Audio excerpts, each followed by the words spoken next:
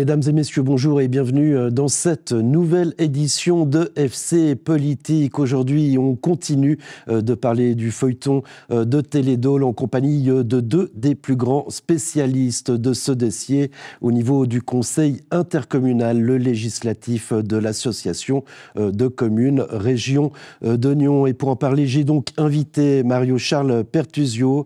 Mario-Charles Pertuzio, bonjour. Bonjour, monsieur Cavalieri. Vous êtes donc conseiller intercommunal, mais également syndic des Uns et auteur de cette fameuse motion dite Pertuzio dont on va parler, une motion qui a permis au CODIR de Région de Nyon d'être commune porteuse de ce préavis. Tout à fait. Avec nous également Michel Girardet. Michel Girardet, bonjour. Bonjour. On vous connaît comme un des grands spécialistes du sport dans le district. Vous êtes également conseiller intercommunal, conseiller communal à Gland et rapporteur de la commission ad hoc qui s'est chargée d'étudier ce fameux rapport 43-2024 qui octroie un crédit pour la construction, la finalisation de la construction du bâtiment d'accueil Le Lapin Blanc et le développement de la stratégie 4 saisons de Télé-Dôle. Messieurs, merci d'être venus sur ce plateau.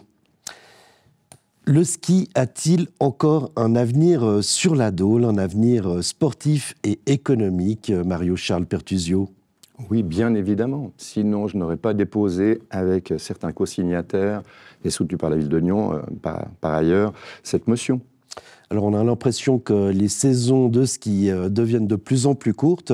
Vous étiez présent ce week-end à la Dôle, plus précisément au Rousse, pour la Coupe du Monde de ski nordique. Est-ce que la population répond présent? Est-ce que vous constatez un engouement pour ce massif d'un point de vue sportif? Bien évidemment, et pas seulement pour la plupart des téléspectateurs de NRTV. Des gens y viennent également le printemps, vous le savez, en automne, en été. C'est un endroit emblématique. D'ailleurs, les Verts vaudois qui n'ont pas finalement soutenu le référendum déposé par le Parti pirate, je crois, eh bien, effectivement, ils l'ont fait à juste titre parce qu'on a effectivement mis en place, voilà, de nombreuses années, un PPA, un plan partiel d'affectation de la Dôle qui nous a permis, dans un premier temps, d'avoir le télésiège d'Ébriables et par la suite, je pense qu'on va y revenir, d'avoir un lieu d'accueil qui s'appelle le Lapin Blanc et qui s'appellera le Lapin Blanc et qui, j'en suis persuadé, sera prochainement terminé pour permettre effectivement à nos partenaires français d'œuvrer effectivement pour le futur sur la partie hivernale et pourquoi pas les 4 saisons de ce massif de la Dôle. Michel Girardet, je vous ai décrit comme un spécialiste du sport régional. Je sais que vous aimez le ski, vous aimez les sports d'hiver. Est-ce qu'on pourra encore pratiquer longtemps des sports d'hiver, que ce soit du ski nordique ou que ce soit du ski alpin à la Dôle? Est-ce qu'il ne faut pas faire une croix dessus? Non, certainement pas. Je pense qu'effectivement, on a besoin de ces stations de moyenne montagne. D'ailleurs, ce n'est pas par hasard que la Sogestar a inclus, donc maintenant, a intégré le Magic Pass. Je crois qu'effectivement, on ne peut pas, quand vous avez des jeunes qui ont 8, 10 ans, etc., on ne va pas leur dire, les parents, prenez les amener en voiture ou allez skier dans les Alpes. C'est bien que ces jeunes puissent apprendre à skier à proximité, et c'est ça finalement qui va pouvoir le maintenir. Donc ces stations de basse et moyenne montagne doivent perdurer. Elles ont un avenir. Alors après, au niveau climatique, on ne va pas être dupe, on sait que le nombre de journées se réduit, mais disons que maintenant, on doit continuer et on doit soutenir ce qui a été voté au mois d'octobre, justement aussi dans l'attente de ce développement qui est en marche de projet 4 saisons. Vous avez évoqué la Sogestar, c'est le partenaire français de ce domaine de Jura-sur-Léman qui a été créé en 2016. Est-ce que vous avez des retours de la Sogestar? Est-ce que finalement les Suisses, avec ces diverses évolutions, circonvolutions, ne passent-ils pas pour des guignols auprès des Français, Mario-Charles Pertuzio? Non, vous évoquiez effectivement ma venue sur place dans le cadre de la Coupe du Monde ce week-end, Coupe du Monde de ski de fond, bien évidemment. Bien, quand on les connaît, alors pour les connaître, il faut prendre le temps d'aller effectivement de l'autre côté, chez nos partenaires français. Non, on ne passe pas pour des guignols. On voit que eux aussi ont des problèmes effectivement avec des représentants, peut-être, à tort ou à raison, je n'ai pas à juger, parce que je pense qu'on va parler de Madame Alice Duvert, j'imagine, je présuppose, qui par ailleurs a fait beaucoup de choses contre l'évolution et contre la transition de ce massif pour tout un bassin de population. Non, les Français, on ne passe pas pour des clowns. Ils se rendent compte qu'on a effectivement des problèmes avec des gens comme Madame Alice Duvert, comme les pirates vaudois et comme, je crois, Monsieur Arnaud Durand, que vous avez reçu ici même, et un représentant du conseil communal également, qui habite la Cure par ailleurs. Ça à se demander si la Cure fait partie de Saint-Cergue ou pas. Mais j'aimerais juste rappeler une chose, mon collègue ici présent pourra le rappeler encore mieux que moi, c'est que la région de Nyon, le conseil régional que nous avons créé, quelques collègues anciennement avec moi-même, on a participé à créer, pour la petite histoire, après l'Arne, l'aménagement de la région lyonnaise, le conseil régional, qui depuis lors est devenu région de Nyon. On s'est toujours, au fil des ans, préoccupé, et c'est d'ailleurs dans le cas de ma motion, ça fait plus de 25 ans qu'on se préoccupe de l'évolution de ce massif pour l'été, l'automne, l'hiver et le printemps. Alors on va en parler de cette stratégie 4 saisons. On va revenir sur le référendum et le recours dont on a appris l'existence la semaine passée. Déjà, tout d'abord, messieurs, quelle était votre réaction quand vous avez appris l'existence de la première étape, soit du référendum, Michel Girardet? Alors, c'est légal. Maintenant, vous avez dit, je suis un mordu de sport, un passionné de sport. Je le suis encore plus dans le domaine du fair play, puisque, je peux le citer aussi, je suis membre de la commission Jeux et Fair Play de l'Association cantonale vaudoise de football. Donc, le fair play est quelque chose qui m'est très cher. Et on peut effectivement se dire, c'est légal, oui, mais quand on est désavoué par 92% des membres du conseil intercommunal, est-ce qu'on ne devrait pas se dire, bon, ok, le fair play, c'est-à-dire, j'ai été archi-battu, je me retire et je ne vais pas plus loin. C'est un peu la question qu'on peut se poser. Voilà, 92% donc des membres du conseil intercommunal se sont ralliés derrière ce fameux préavis. C'est donc un vote stalinien. Et de l'autre côté, vous parliez de fair play. J'imagine que vous, Mario Charles, le fait que ces référendaires n'aient pas donné le nombre de signatures récoltées, ça vous hérisse? Non, pas le mot du monde, parce que dans le cadre de... Je le répète, dans le cadre du futur de ce massif de la Dôle qui fait besoin à tout un bassin de population à venir, on en parlera peut-être après, l'accroissement démographique dans le Distrignon, la situation géographique du Distrignon et des gens qui vont venir, qui vont continuer à venir habiter. Si on veut parler, je fais juste un petit aparté, de développement durable, on a tout un bassin d'enfants dans ce district, on a une ligne ferroviaire qui s'arrête à la Givrine. Pour ceux qui y vont, et j'y vais de temps en temps quand même, y compris l'été et le printemps, je veux dire, on fait 4-5 km, on passe par la Trélasse, c'est mon ami Scheidegger, et on arrive au pied de la Dôle, et de facto au pied du Lapin Blanc, et on peut parler de nature. Et si on veut effectivement qu'il y ait un futur, qu'on puisse effectivement former, en guillemets, les générations futures, bah, typiquement, ce Lapin Blanc pourra servir à ça. Moi, la question que je me pose, c'est que cherche Madame Alice Duvert et ces gens-là? C'est-à-dire que c'est pas hérissé ou pas hérissé. Je trouve que ces gens-là ont une méconnaissance totale du sujet. Je crois que Madame, pardon d'être un peu long, mais Madame Duvert est conseillère communale depuis le 1er juillet 2021. Ça fait 3 ans qu'elle est conseillère communale, qu'elle habite à la Cure, effectivement. Mais méconnaissance totale du sujet. D'ailleurs, elle n'est même pas membre du conseil intercommunal. Donc, comment se fait-il que cette personne, en guillemets, avec ses camarades, avec ses partenaires, est-ce que c'est pour se mettre en avant dans le cadre des élections futures par rapport à vos libres, les cantonales de 2027? Est-ce que c'est, je vous pose la question, Monsieur Cavalieri, est-ce que c'est dans le cadre d'une campagne peut-être qu'elle est candidate à la municipalité de Saint-Cergue, elle veut se mettre en avant? Est-ce qu'elle a besoin, Madame Duvert, de faire, et j'arrêterai là, de la publicité? Je crois qu'elle est architecte paysagiste et qu'elle œuvre dans pas mal de communes sur l'arc lémanique. Quel est le propos, quel est le but de Madame Duvert?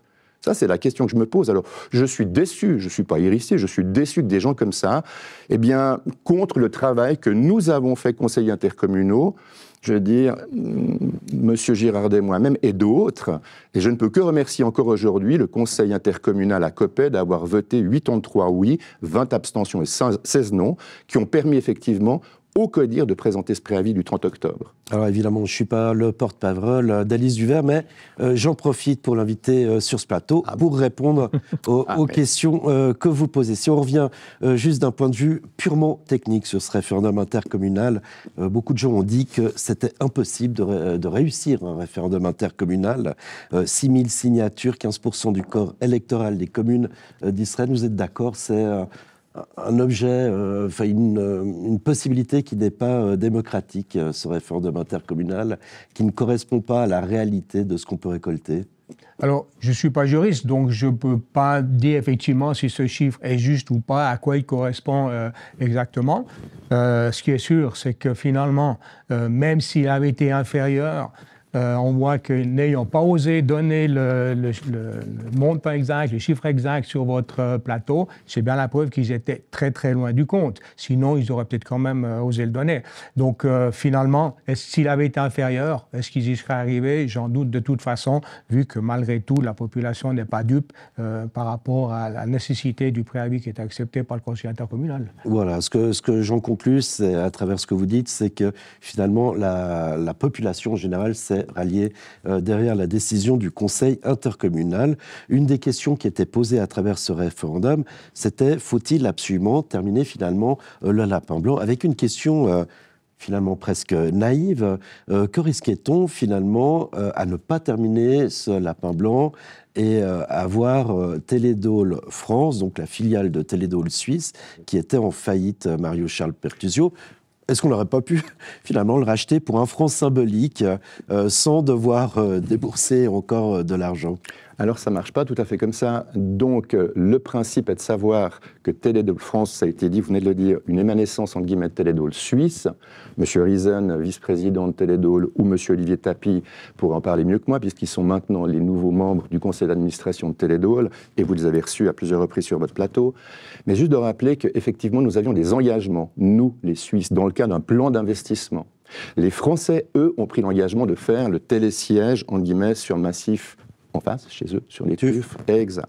Nous avons pris l'engagement de faire, effectivement, dans le cadre d'un plan d'investissement, le parking et le lapin blanc. Oui, il y a eu un couac, oui, il faut le dire, il y a eu un couac avec le lapin blanc. Mais tout ce qui a été fait avant, tout le programme d'investissement dont le conseil intercommunal et les conseillères et conseillers intercommunaux ont toujours été tenus au courant au travers des conseils intercommunaux, tout a été fait dans les règles de l'art pour justement faire évoluer ce massif de la Dôle, que ce soit pour l'été, l'hiver, l'automne et le printemps. Je répète, parce qu'il y a quand même des gens, même s'il n'y a plus de neige, en guillemets, au mois d'avril, des gens qui profitent d'aller sur ce massif. Voilà. Concrètement, vous le disiez en préparant cette émission, ne serait-ce que les enfants ont besoin d'un endroit pour aller. Mais bien évidemment, là, c'est une raison très pratique. C'est un diamant brut qu'au fil des ans et les différentes législatures qui m'ont précédé, qui nous ont précédé, que ce soit au conseil intercommunal ou dans le cas des municipalités, eh bien, ces gens-là ont, et nous avons essayé de faire au mieux de ce que nous pouvons faire, en respect des législations en vigueur aussi. Je pense qu'il y a pas mal, c'est important de le rappeler, par rapport à la protection de la faune, par rapport à la biodiversité. Il y a beaucoup de choses, entre guillemets, on ne fait pas n'importe quoi sur ce massif. Et c'est d'ailleurs pas pour rien qu'on a pu travailler, et on va le faire dans le cadre du préavis accepté avec les partenaires que sont l'ATE, avec les partenaires, le Club Alpin, le VVF, les Verts. Et d'ailleurs, dans le communiqué de presse des Verts, ils le mentionnent très très bien quand ils ne soutenaient pas le référendum. On va devoir travailler ensemble pour le bien commun et pour pouvoir développer, entre guillemets, en respect des règles et des lois, ce massif. Et pour conclure, je veux dire, aujourd'hui, le lapin blanc, il a été payé en partie. Nous avons, avec Teledol France, mandaté des entreprises françaises. Et c'est mentionné d'ailleurs dans le préavis, ne serait-il pas judicieux, quand nous, les Suisses, avons créé une société française pour mettre à disposition et tenir nos engagements, eh bien, de payer ces entreprises qui n'ont pas été payées? C'est la moindre des choses moralement, parce que nous sommes quand même liés, 27 ans, avec nos partenaires. J'insiste sur le mot partenaire. Nous avons besoin d'eux, ils ont besoin de nous, au travers du fait que nous possédons ces installations Teledol. Parce que je crois que c'est 1 million de nuitées qui vient aux Rousses, et ce n'est pas pour rien que le Conseil d'État a accepté également, suite au vote du 30 octobre, accepté décision du Conseil d'État de soutenir, entre guillemets, le développement en 4 saisons et de soutenir maintenant Teledol, parce que je crois que le Conseil d'État, dans sa grande sagesse, est conscient que le Jura fait partie du canton de Vaud et que, comme pour les Préalpes, comme pour les Alpes vaudoises, il est important de pouvoir soutenir ce bassin de population et l'avenir du massif de la Dôle. Michel Girardet, c'est la clé de voûte, ce bâtiment d'accueil, pour capter une partie de ces nuitées côté suisse. Pour renchérir sur ce que vient de dire M. Pertusio, effectivement, et la nécessité de terminer ce bâtiment au 30 octobre, donc lorsque le préavis a été voté, il y avait pour 340 000 francs d'impayés. Donc ça veut dire qu'il y avait des PME, des petits artisans qui ont travaillé, qui ont fait confiance à la région de Nyon, et puis finalement, est-ce qu'on allait leur dire maintenant, dégagez, tant pis, on ne va pas assumer ce que l'on vous doit. Et je pense que déjà, moralement, est-ce qu'une communauté publique peut se permettre d'avoir un tel dédain pour des PME et des entreprises et des artisans? Donc effectivement, ça, c'est aussi quelque chose qui plaide pour la nécessité d'aller de l'avant avec ce lapin blanc. Vous avez été le rapporteur de cette fameuse commission ad hoc qui s'est penchée sur ce préavis d'Isren qui a été accepté par le Conseil intercommunal le 30 octobre dernier. En conclusion, vous dites dans ce rapport, il est fort désagréable d'en être arrivé à cette situation, mais ce préavis est la seule solution pour sauver Télédôle, finalement, sauver le domaine.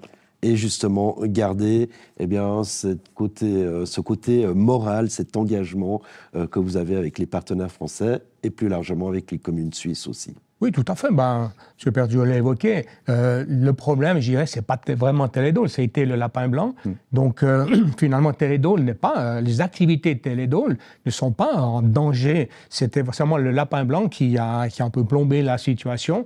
Donc, finalement, on n'a plus le choix. Il fallait aller de l'avant. Bon, ça a été évoqué dans le préavis. Une faillite, un démantèlement, ça aurait coûté le double.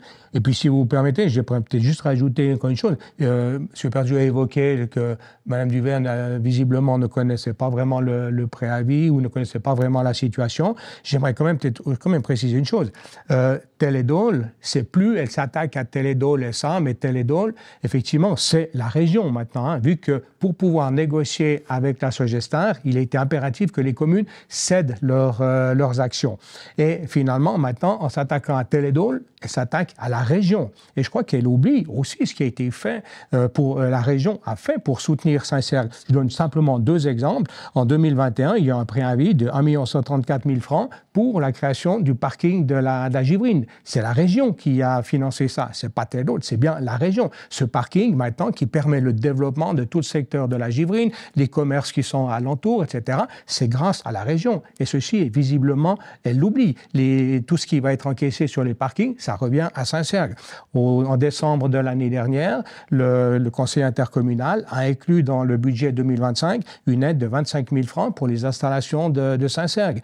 Évidemment, ceci, elle l'oublie. Et si, à cause d'elle, finalement, et de son recours, tout ceci, Télédôle devait capoter et qu'il faille investir des millions pour renflouer, rembourser tout ce qui doit être fait, est-ce que la région, est-ce que les délégués de la région auront encore envie de soutenir Saint-Cergue et de aussi se poser cette question?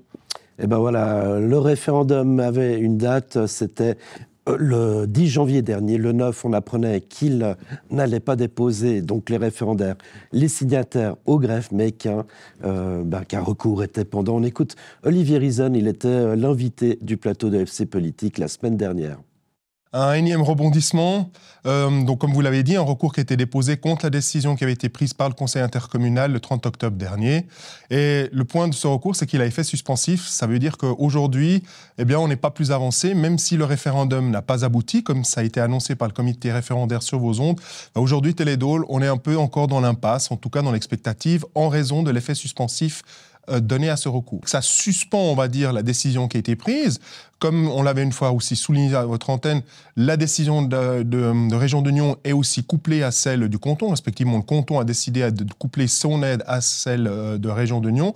Et tant que l'effet suspensif est maintenu à ce recours, effectivement, on ne peut rien faire. La région ne peut pas débloquer les fonds. Et nous ne pouvons pas aller de l'avant pour contacter les entreprises et puis mettre en place un calendrier qui nous aurait permis de reprendre la construction et la finalisation du lapin blanc, respectivement de mettre celui-ci en exploitation avec bon espoir pour l'été 2025. Donc tout ça, c'est un petit peu aujourd'hui dans l'expectative et suspendu à une décision de justice. Quelle est la suite de la procédure ? Alors effectivement, il y a eu une interpellation de la part du canton à l'égard de la recourante qui, elle, maintenant, a un certain délai pour faire valoir 2-3 points. Puis après, une fois que ça sera fait, je pense qu'il y aura une étape suivante qui va encore être engagée avant qu'une décision soit prise sur ce recours. On peut attendre une décision pour quelle date, justement, sur ce recours ?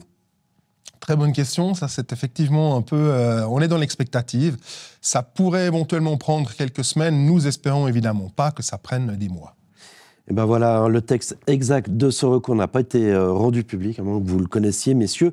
Mais néanmoins, par déduction, on pourrait se dire que c'est cette fameuse motion Pertusio qui est visée, celle de dire que la région est cercle porteur, commune porteuse, qui, a priori, n'aurait pas été prévu dans les textes d'Israël. Mario-Charles Pertusio, c'est votre œuvre, notamment.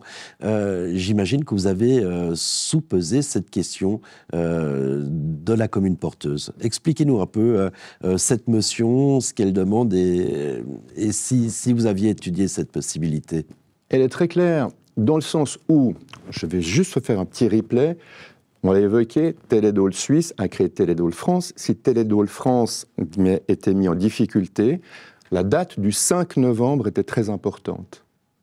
Le 5 novembre 2024. De facto, quand vous faites un rétro-planning, on avait un conseil intercommunal.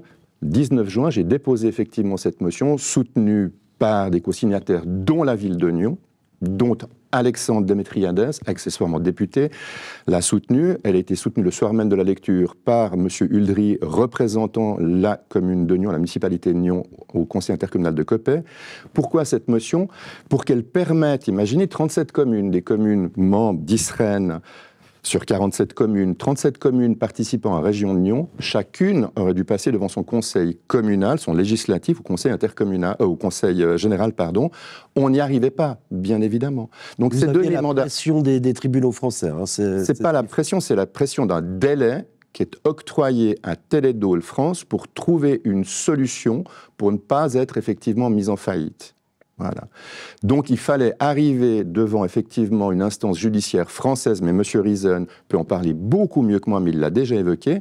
Et pour ce faire, il fallait effectivement que, je dirais, l'exécutif, le comité directeur, puisse être doté de cette possibilité-là. D'ailleurs, dans le cas du préavis d'Israël 3 à venir, qui sera présenté de mémoire le 5 mars prochain, il est sur le site internet d'ailleurs de Région de Nyon, on prévoit, si vous m'accordez quelques instants, alors justement, on prévoit justement qu'une association ou le CODIR puisse directement... Le cercle porteur A est directement responsable du projet, il en assume les coûts de fonctionnement, les critères minimaux pour constituer un cercle porteur A sont 2 points. Être une commune, une des communes dans lesquelles le projet est réalisé adhérente au DISREN, être une association de communes dont toutes sont adhérentes au DISREN et ont un intérêt direct au projet, et accessoirement, on va rajouter être la région de Nyon représentée par le comité de direction. Ce qui permet d'avoir aussi une réactivité. Là, en l'occurrence, dans le cas de Teledol France, il fallait avoir cette réactivité. Et puis j'aimerais rappeler qu'un législatif... Le législatif, c'est lui qui décide. Le législatif du conseil intercommunal, de Région Nyon, qui a eu lieu, qui s'est tenu le 19 juin à Coppet, a décidé, je veux dire, c'est le législatif qui a décidé. Et s'il avait fallu attaquer ma décision, Madame Duvert avait tout loisir de connaître les législations cantonales pour le faire. On ne peut pas revenir à qui de la poule a pondu l'œuf, est-ce que c'est l'œuf qui est en premier? On peut remonter très très loin. Moi, je ne suis pas juriste, je ne suis pas maître Chevard au sein de la DGEC, mais je pense que cette dame, Madame Duvert, n'a pas forcément qualité. Et au travers de ce qu'elle a fait là maintenant, elle ne fait qu'une chose, c'est retarder la reprise et la mise à disposition, c'est assez simple à comprendre, du lapin blanc. Si c'est faire ennuyer toute cette région parce qu'elle pense que Teledol n'a pas d'avenir, parce qu'elle pense, ce serait intéressant qu'on puisse échanger, je pense que tu penses la même chose, qu'on puisse une fois échanger sur un plateau avec cette dame ou dans le cas d'un conseil intercommunal, mais elle n'est même pas membre, je l'ai dit. Moi, je ne souhaiterais qu'une chose, c'est mettre à disposition de Madame Duvert, très volontiers, il ne s'agit pas de l'attaquer, mais de comprendre, entre guillemets, son but, quoi. C'est de comprendre son but. Et ben voilà, encore une fois, l'invitation est lancée. Malgré tout, alors, Michel Girardet, je rappelle quand même que vous êtes les 2 membres de la commission qui se penche sur ce fameux dispositif d'Israël 3, mais revenir avec le premier préavis 2025 sur le DISREN, et puis rajouter le fait que le CODIR ou une association de communes puisse être cercle porteur, est-ce que c'est pas là un aveu que peut-être tout n'a pas été fait picobello? Non, je ne pense pas. Il se trouve qu'une association comme Région de Nyon, c'est quelque chose de nouveau. On a vu que les juristes du canton se sont beaucoup gratté la tête déjà par rapport à ce référendum, parce que beaucoup de choses sont nouvelles. Ils ont dû plancher là-dessus. Les référendaires l'ont dit, qu'il y avait beaucoup d'inconnus. Donc je pense que là, on est un peu dans le même cas de figure. Là, on a une association de communes qui est nouvelle. Il y a peu d'expérience par rapport à ça. Donc effectivement, l'expérience maintenant démontre qu'il y a peut-être dans une revision justement des éléments nouveaux à apporter. Je ne suis pas juriste, je ne sais pas ce que diront les juristes du canton, mais ce que l'on peut dire, c'est qu'effectivement, on va rajouter ces spécificités par mesure de clarté, mais à l'heure actuelle, rien ne permet de dire que ce n'était pas légal. Et c'est là que on attend maintenant le verdict des juristes. Mais voilà, je ne pense pas qu'effectivement il y a quelque chose d'illégal d'avoir procédé de la sorte. Et d'ailleurs, c'est pour ça que c'était validé à une très forte majorité par le Conseil intercommunal. Très bien. Lors de la séance justement du 30 octobre, il y a eu un postulat très intéressant de Vincent Moret qui demande que l'on établisse maintenant un master plan 4 saisons pour le massif de la Dôle. Pourquoi fallait-il finalement verbaliser cette demande d'un master plan 4 saisons, puisqu'à vous écouter, cette idée était déjà dans l'air depuis longtemps? Vas-y. Disons qu'effectivement, comme vous le dites, c'est dans l'air depuis longtemps. En plus, il fallait aussi quand même apporter la preuve qu'effectivement, ce développement en 4 saisons, ce ne sont pas des paroles en l'air. Ça ne l'est pas, vu que le canton quand même l'a validé, mais que ça montrait, disons, cette volonté de peut-être mettre un petit peu la pression sur la région pour aller de l'avant, et puis d'avoir peut-être du concret le plus rapidement possible, bien qu'on sache que ça prend du temps, refaire un PPA ou des ADADA, comme l'a dit M. Pertuseau, ça prend forcément du temps. Vous qui êtes au courant d'à peu près tout ce qui se dit, tout ce qui se fait au sein du conseil intercommunal, cette stratégie 4 saisons, à votre avis, elle va arriver quand? Elle sera articulée comment? Ça va prendre du temps, c'est évident. D'ailleurs, les communes, avant le 30 octobre, une semaine avant, grosso modo, les communes membres ont reçu un courrier de ProNatura en disant qu'ils n'étaient absolument pas opposés donc, à ce développement donc, des installations, ce préavis, qu'ils ne s'y opposaient pas, mais que finalement, pour ce développement de 4 saisons, ils voulaient avoir leur mot à dire. Donc finalement, c'est clair que donner un délai, c'est extrêmement difficile parce que ça va beaucoup dépendre de ces discussions. Il y a beaucoup de paramètres qui entrent en jeu et c'est vrai que ça prendra un certain temps. Donner une date, en ce qui me concerne, ce n'est pas possible de le faire. Mais vous le voyez à quel horizon? Vous pensez qu'il faut agir à quel horizon plutôt? La réponse, vous l'avez, Monsieur Cavalieri, la réponse, vous l'avez, pardon de vous en... Il y a un échéancier. Vous l'avez dans le préavis. Il y a un échéancier. Dans le préavis, donc vous voyez déjà que dès octobre 2024, discussion et travaux d'adaptation du PPA de la Dôle. Voilà, donc si on avait pu aller de l'avant, c'est-à-dire par rapport à Madame Duvert, pardon de reparler de Madame Duvert, décidément, on en aura beaucoup parlé, mais si on est autour de cette table, c'est un petit peu grâce à elle aujourd'hui, en tout cas, vous l'admettrez.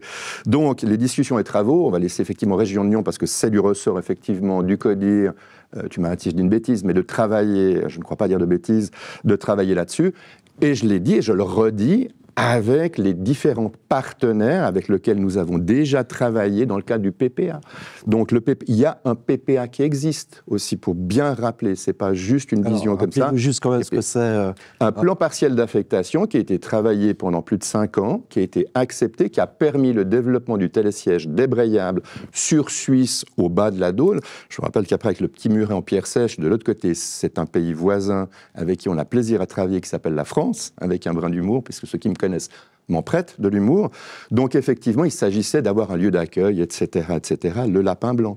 Donc, hormis cette problématique liée aux 4 saisons, le conseil régional va travailler dessus avec les différents partenaires. Alors ce ne sera pas les mêmes êtres humains, mais ce qui est intéressant, c'est qu'à l'époque, un des opposants importants, ou avec qui nous avons discuté, qui représentait les Verts, était M. Yvan Ritz.